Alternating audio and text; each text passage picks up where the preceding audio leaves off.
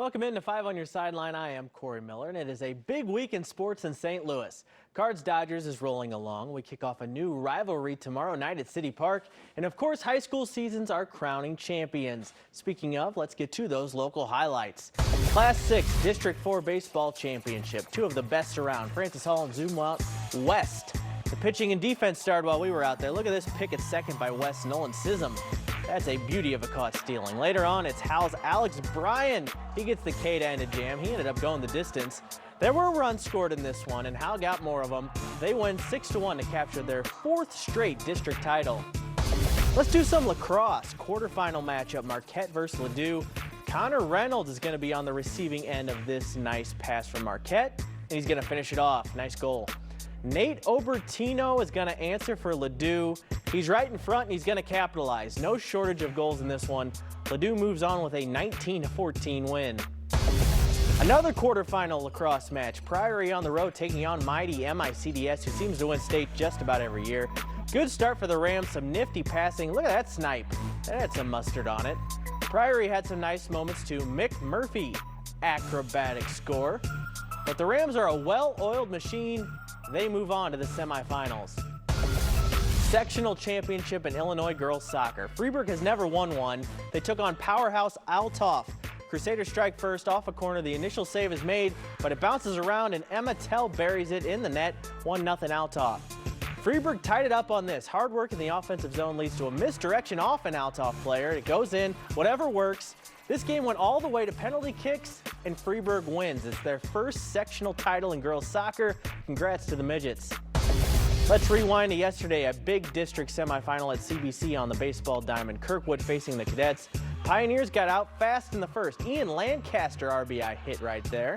Let's give the defense some love too. Logan Winkleman, he fires a rocket to catch Kirkwood stealing at second base. Then he's going to step to the plate, and he's going to come through with an RBI hit. This was a back-and-forth game yesterday. CBC does escape with the 7-5 win. They're going to face rival DeSmet for the district crown tomorrow. Also yesterday, a district title game in girls soccer. Nearinks against St. Joseph's Academy. We had some great highlights here. First, Lauren Zanagra kicks it off the fly. It bounces once, goes over the St. Joe's keeper for the goal. But a bit later, this is the highlight of this show. Lauren Seppi gets a corner kick for Nearinks Hall. She doesn't need any help. She bends it in for a goal. Are you kidding me? We're going to watch it again here in slow motion. Nearinks wins the district title 3-1.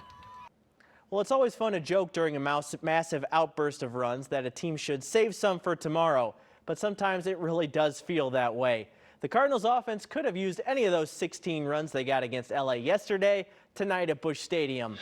Steven Matz was on the hill, and he was in and out of danger, but managed to tiptoe out more than once. Strikes out Chris Taylor in the first there. Taylor would get revenge in the 5th, though. He breaks the scoreless tie with a shot down the line. That scores a Dodgers run. It looked like Paul Goldschmidt was going to tie it back up, but James Outman makes an outstanding catch at the wall to rob him. Take a look at this. Oh, my goodness. It was going out. LA breaks it open late. Mookie Betts with a 3-run bomb. Dodgers win 5-0. It's an exciting time to be an Illinois football fan. We just sent off an impressive draft class to the NFL, and Brett Bielema is poised for more success in 2023. I caught up with Belleville West grad and Illini defensive lineman Keith Randolph about him possibly being the next big name out of Champaign and what his team can do this fall. I'm just so proud of those guys, and like those guys went through the same steps that I'm going through right now. So just to know that I'm up next, it's really exciting. Man, we're flipping it around. You know, at first when I first got in there, nobody was really talking about Illinois. Just to know that we're flipping that switch and getting Illinois back where they belong is just really exciting. He brings himself, man. He's the same guy every day. Brings the energy, coaches us hard. He just relates to us, so, I love Coach B. We can be as good as we want us to be, I'm really excited, man. We got a lot of guys coming back. We got a lot of new pieces in that room, so I'm just really excited. We can be really good, but, it's up to us. Here's a local guy making a name on the biggest stage possible. This is 46-year-old Michael Block.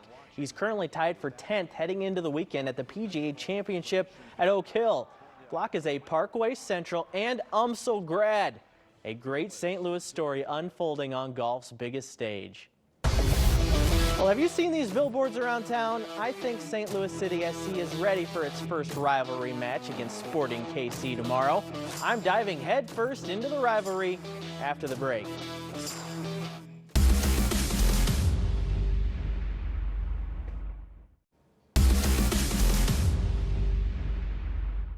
This 5 on Your Side St. Louis City SC coverage is sponsored by Together Credit Union. Saturday at City Park is not just a match between a team near the top of the MLS Western Conference and a team near the bottom. It's the start of what could turn into one of the best rivalries in the league. And in the war of words between St. Louis and Kansas City, things are already red hot. So hello, neighbor. Welcome to the league. What took so long?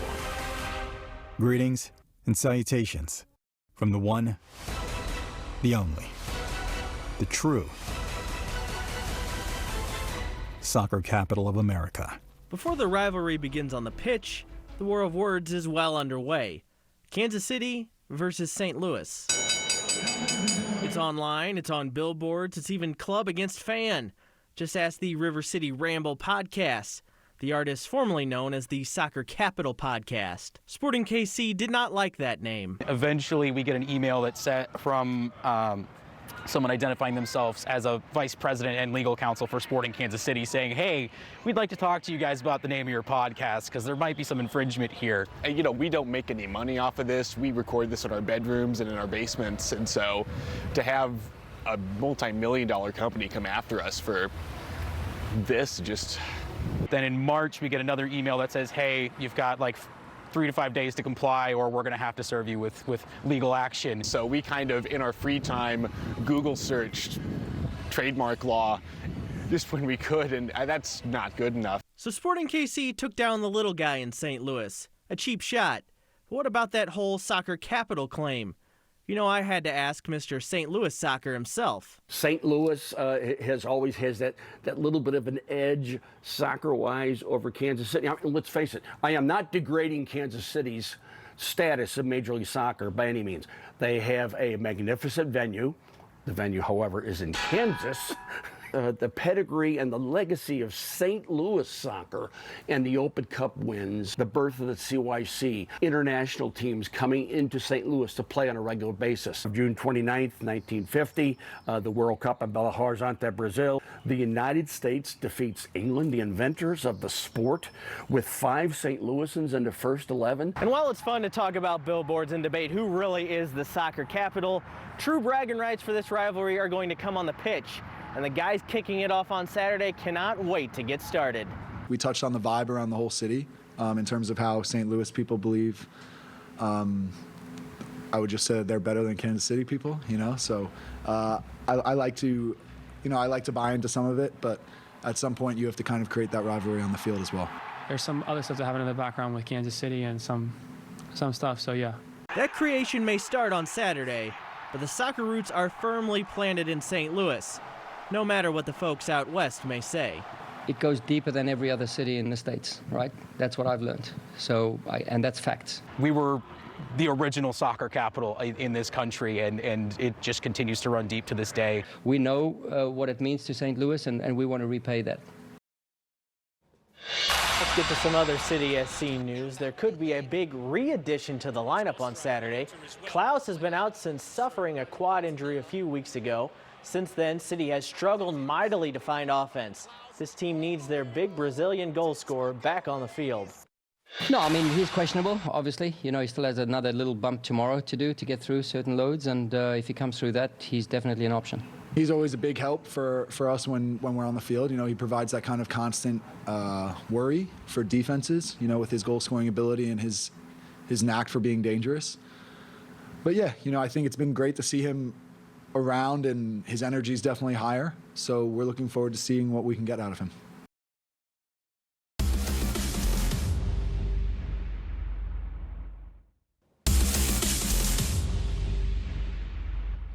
Well, if there was ever a man in need of a documentary, it's St. Louis's own Yogi Berra. The Baseball Hall of Famer and Yankee legend is getting just that. We chatted with the folks who brought it to life earlier this week. He was kind of ridiculed in the press. He was told that he looked like an ape and a gorilla. Joe DiMaggio said he looked like a fire hydrant. Life magazine said he looked like a fat girl running in a too tight skirt. He was told he was too ugly to be a Yankee. I do not know what that means, but he very famously said, I never saw anyone hit with his face. So he was pretty able to let all of that roll off of his back. But yeah, even back then, underestimated and underappreciated. More Yogi Talk Sunday night on Sports Plus. Let's go. Game 2 Eastern Conference Finals. Our guy Jason Tatum trying to even it up with Miami. The kid from Chaminade showed out again. He had 34 points, but the Heat won 111-105 on the road. They're now up 2-0. One of the greatest players in the history of football is gone. Running back Jim Brown died on Thursday night. The football star was also an activist and actor who rushed for more than 1,000 yards in 7 seasons for the Cleveland Browns. Jim Brown was 87. That will do it for 5 on your sideline tonight. I am Corey Miller. Have a great night and a great weekend, St. Louis.